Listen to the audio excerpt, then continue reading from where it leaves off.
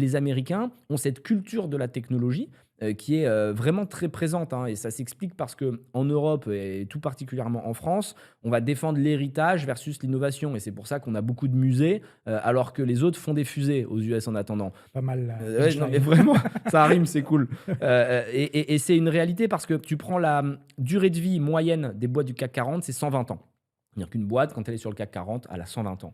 Au Nasdaq ou SP 500, c'est, 12-13 ans, max 18. C'est-à-dire que tu as un renouvellement extrêmement fort aux États-Unis, qui fait que tu as la porte ouverte à la nouveauté et les jeunes peuvent se dire: «Je vais être le prochain Microsoft, je vais être le prochain».